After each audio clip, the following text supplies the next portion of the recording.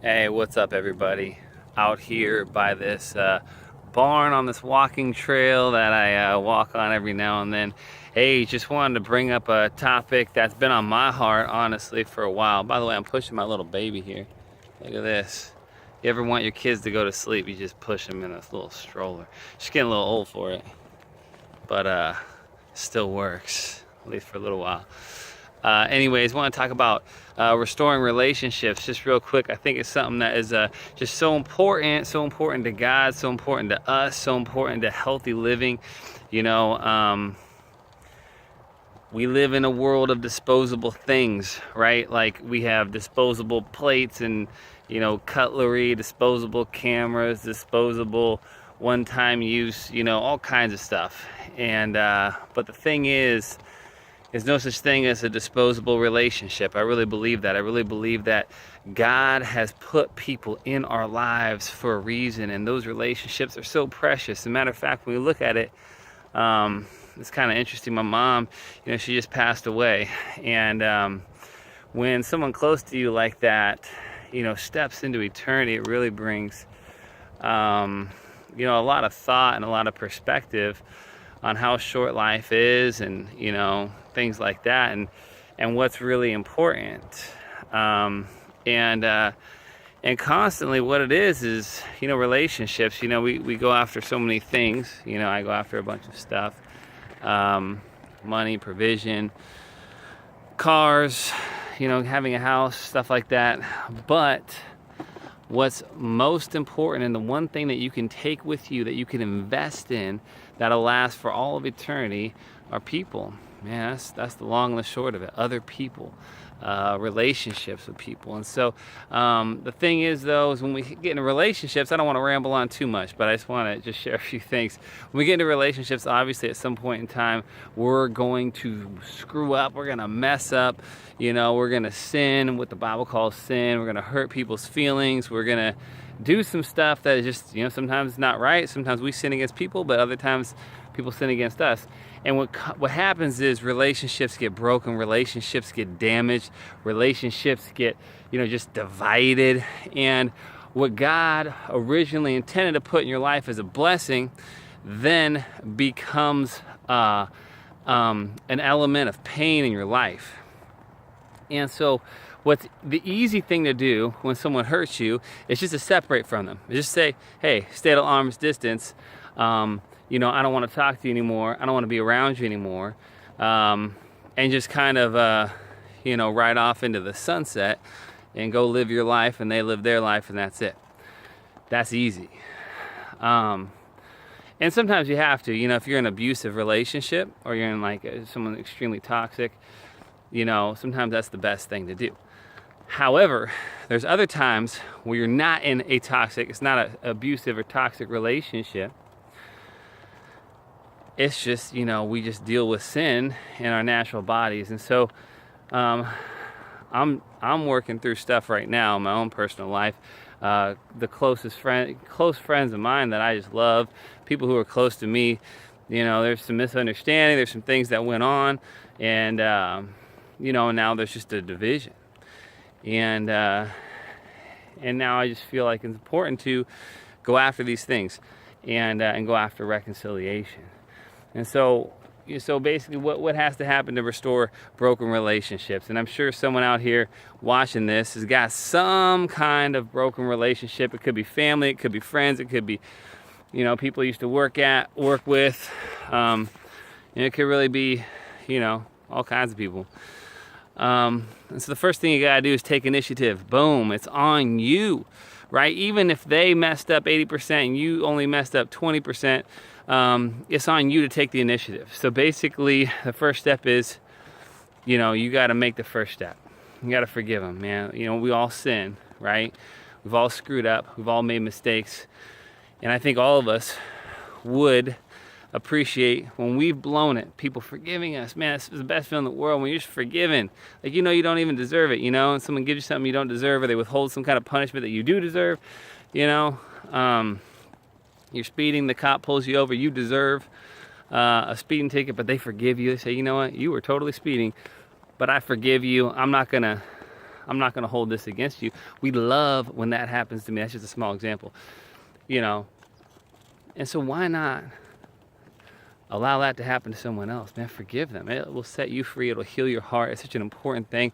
And I think at the end of our lives, when we stand before God on Judgment Day, and when we look at the Bible, there's a lot of verses where, you know, forgiveness is such a big deal. If you're a Christian especially, and God, and you know, I mean, I know there's a lot of people that watching maybe aren't Christians at all, but for those of you who are, and you know Jesus forgave you and you didn't deserve it, and you withhold forgiveness for someone else, when you stand before God, that is just going to be a glaring, you know, blot.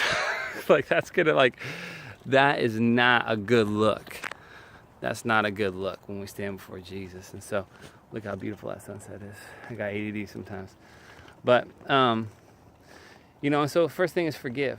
And the second thing is, man, you just got to initiate it. You got to step out. You got to, you know, reach out to them. If you're 80% and you screwed up, man, it takes a lot of nerve because you can get rejected again. If they're 80% and you're 20% and you reach out, I mean, you may have the thought that, hey, they don't deserve it. And, you know, they probably don't. But it's important to restore those relationships. And so, second thing is, man, if something happened between you and someone else, the first step you got to do is you got to lead with humility. All right? You got to lead with humility. What restores relationship is not more finger pointing. Is not coming to someone and saying, hey, I want to restore a relationship. Let me tell you how much you hurt me. Let me tell you how bad I am, how you feel. Okay, there'll be a time for that. That's not how you start. Jeez, you got to use wisdom. You got to come at them like, what did you do to contribute? There could be people dealing with division in your marriage right now. I feel that for somebody watching right now. And maybe they are. Your spouse is 80% of the reason there's division in your relationship and brokenness. And they're just like dealing with some emotional stuff. And you're getting the raw end of the deal all the time. Okay. However, don't you think you should own your 20%, your 10%? Shoot, maybe it's only 5%. Don't you think you should own that? Right? Why don't you start the conversation by owning what you did wrong? So, you come at them in humility. You forgive them. You come at them in humility. Hey, you know, and this is so hard to do. And let me tell you something about this step. This is such an important step. We all think we're perfect angels. Like, I mean, seriously, like we all have this perspective of ourselves, you know, that we're, you know, that seriously, let me polish my halo a little bit. We have a hard time seeing our own faults in the mirror. We're so easy on ourselves and hard on other people. It's just a natural human experience. And so,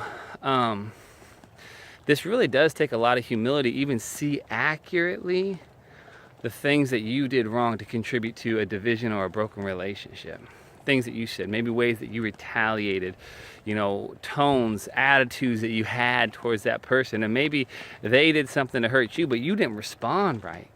You know, it's kind of like when, you know, people get investigated for something. They don't get in trouble for what they're investigated for, but how they acted under the investigation is what they end up getting locked up for. You know what I'm saying? I'm not going to name any examples, but you know, that happens in politics sometimes. You know, people are under investigation for this. They didn't do it, but then they try and the way they act under that investigation. So maybe you didn't start it. Maybe they totally were 100% at fault, but you didn't respond well, man. You didn't forgive, man. You just let yourself get hurt and you reacted and you got mad and you said some things that you wish you wouldn't have said. So it takes a lot of humility to look back over the history and say, hey, how did I wrong this person? What areas was I wrong? And what'll happen is you'll think they're like 95 and you're 5% of the problem, and they're 95% of the problem, and the reason that, you know, the relationship is broken. But what'll happen is when you focus on that 5%, this is what happens, because I did this to my own life. That 5% becomes 10%. And you start looking at that 10%. And that 10% becomes 20%, becomes 25%, then humility really starts setting in, and you start getting a different perspective of maybe, just maybe, why they're acting the way they are. That maybe you have a little more to do with it. This is where the magic happens. You had a little more to do with it than you originally thought. Maybe not, but I'm just speaking from my own personal experience.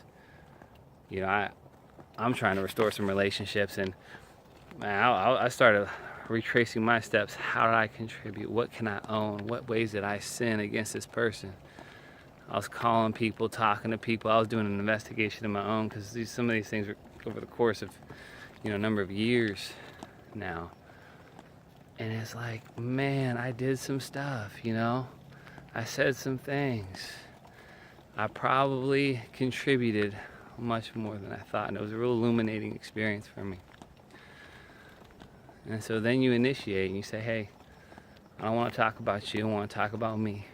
And I want to start and initiate with humility and ask for your forgiveness. And here's the magical 4 words. The magical 4 words that you can use to restore relationships. You share how you wronged them, your part, even if it's 5%, even if it really is 10% of the issue. You own that 10%, man. Own it. Say, man, I did this. I reacted. I responded this way. I yelled back. You yelled at me first, but I yelled back, and I shouldn't have done it. I escalated the argument that was already there. I retaliated in this way, and I shouldn't have done it. I didn't deal with my hurt, my pain the way I should have, and I let it fester. And I got mad.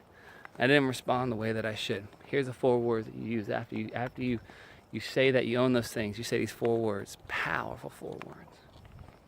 Will you forgive me? Will you forgive me? That's it. Will you forgive me? Will you forgive me? And you shut up. You shut your mouth.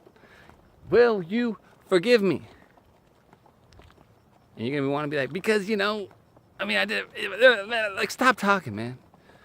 Will you forgive me? And then silence.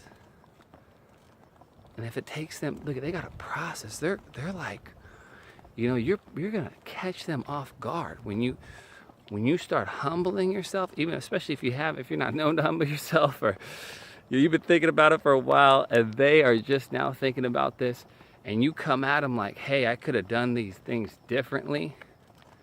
Here's what I did. Name it, own it, claim it, and ask, will you forgive me? And then silence. And hopefully what happens is they really process that. And then they really forgive you. And hopefully your humility leads to more humility on their end. And humility, pride destroys relationships. That's what causes division. And the Bible talks about that. It says, where do fights and quarrels come? And it's talking about pride and self-focus. But humility is what covers over. Humility and love is what really covers over a multitude of wrongs. Oh my gosh. It doesn't matter what you've done, honestly. Or how broken a relationship, it's possible to restore it. And obviously it takes 2. And they may say, you know what, forget you. I never want to talk to you again. And hey, at least you tried. And at least you put forth a valiant effort. But hopefully what happens is they own the stuff that they did. And they ask you, you know what, man, that's really inspiring the way you humbled yourself. I want to humble myself. And hopefully at that moment there can be a magical moment where 2 people that were in a broken relationship come back together. That's a beautiful thing. And that's worth it. I'm telling you, you know what that is? That is just so worth it, because relationships are worth it. People are worth it. God put people in your life, family members, marriages, friends, co-workers, community members, group, project people, manage, all kinds of people. You put them in your life for a reason. And I hope this helps someone. I hope you take a step of faith and reach out to someone who's You have a broken relationship, forgive them. You know, own what you've done, initiate, ask them to forgive you. See what happens. See what happens. I hope that's been a blessing to you. God bless. Bye-bye.